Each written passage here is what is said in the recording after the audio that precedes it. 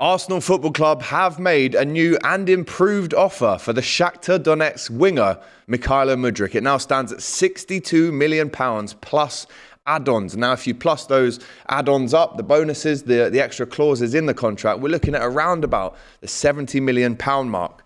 Similar to what Arsenal paid for Nicolas Pepe back in 2018. The Gunners' last proposal for the winger was around about 45 million plus add-ons. But now it looks like after wanting 80 million, Shakhtar would accept a slightly smaller offer. Now, Arsenal fans, in the comments, let us know right now. Are you over this whole debacle? Has it taken too long for this deal to happen, considering the back and forth between the player and the club?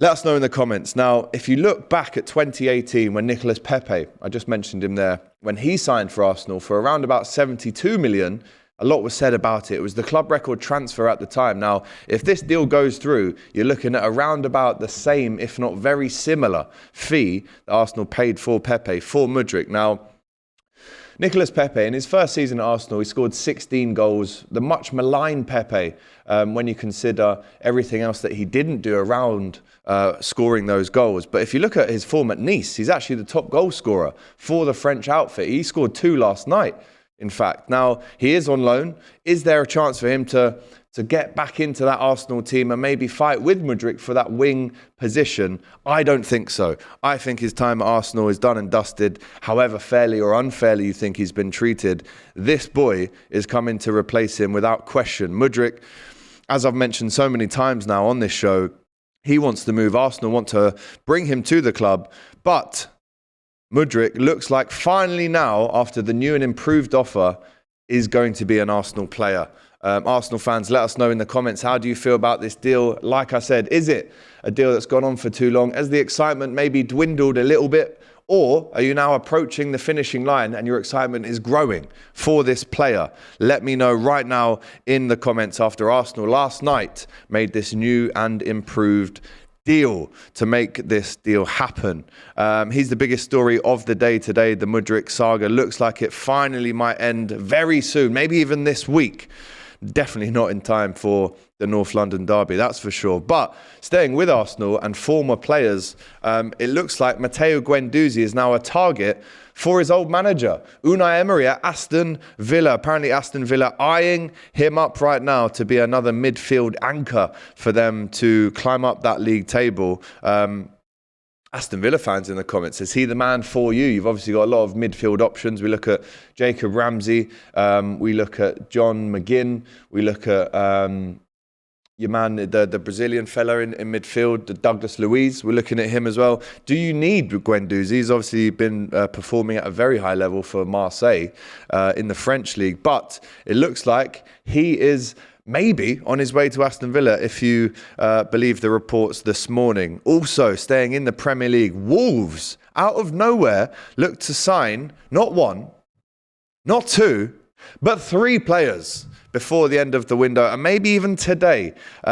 It's been reported this morning that Wolves have definitely eaten their Weetabix this morning if they're after these 3. But it looks like, and we're talking about Nice, we go back to Nice now, it looks like they've agreed a £9 million deal to sign Mario Lemina. You'll remember him from his time at Fulham and Southampton, but he will arrive in the Midlands today to have a medical at Wolverhampton Wanderers. The club are also in talks with Paris Saint-Germain to sign Pablo Sarabia. Saw a lot of this guy for Spain at the World Cup. He's a starter for Spain and PSG.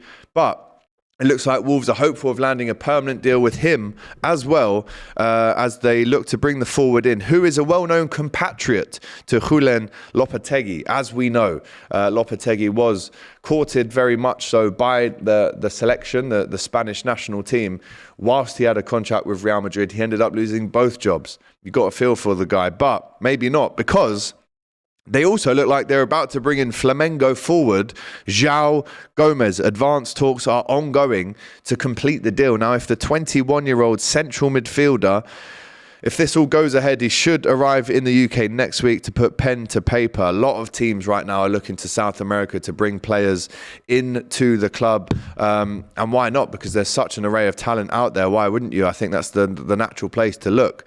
But it looks like as well that Nottingham Forest, another Midlands team, are also looking to South America to bring in their latest player. They are also set to confirm the signing of Palmeiras midfield star Danilo for 18 million after fending off late interest from French giants Monaco. Now, that would be an incredible deal if they do get it across the line. Brazilian set to be their second edition in January. Let's not forget, they signed 24 players in the summer. This now takes up to around 26, 27 in total. I can't even tell you if I've seen all of those 27 players, or let's say 24 of them, play a minute. I'm sure there's lads who have signed that we haven't actually seen get on the pitch yet.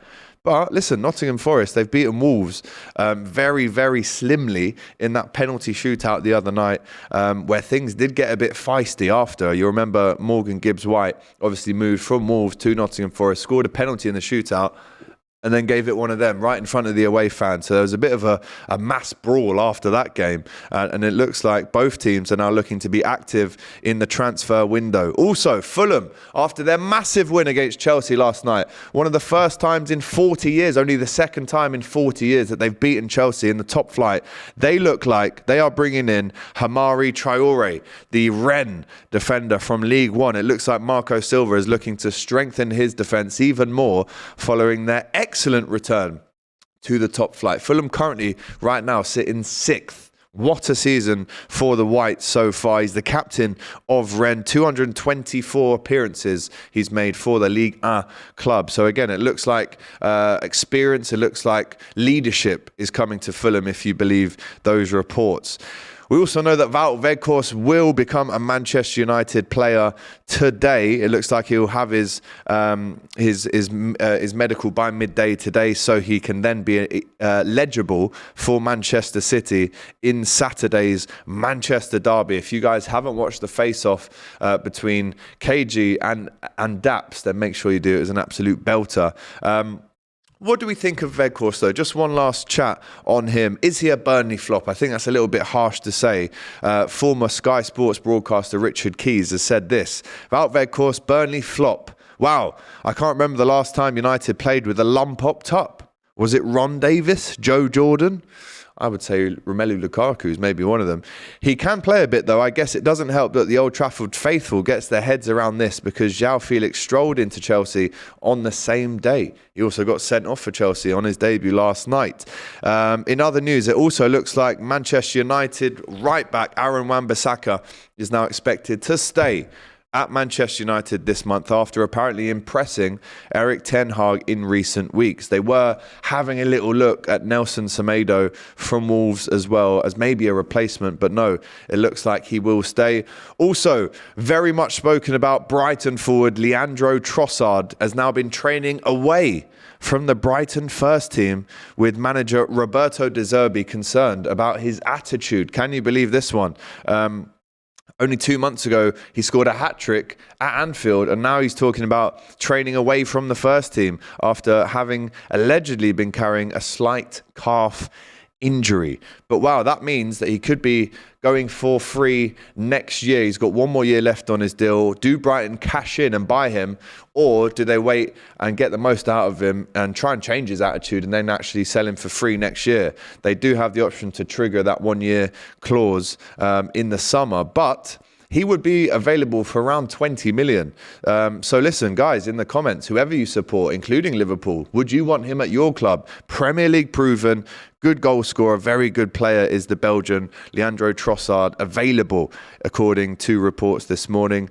And there you go. That is your roundup here on DR Sports Transfers. Mudryk, is he finally going to be an Arsenal player? Weghorst through the door today. Wolves looking to buy 3 players. Fulham looking to bring a very experienced centre-back in, as well as interest from Wolves that's been called now for Aaron Wan-Bissaka. And of course, we know as well the news today that Matteo Guendouzi is on the radar for Aston Villa. Remember to like the video, make sure you comment with your thoughts around all of these pieces of news that I've just given you. And of course, subscribe to DR Sports if you haven't already. We'll be back tomorrow with the world famous Saturday football show. But before that, we've got the Manchester derby on DR Sports. I can't wait. We'll see you there. Take care.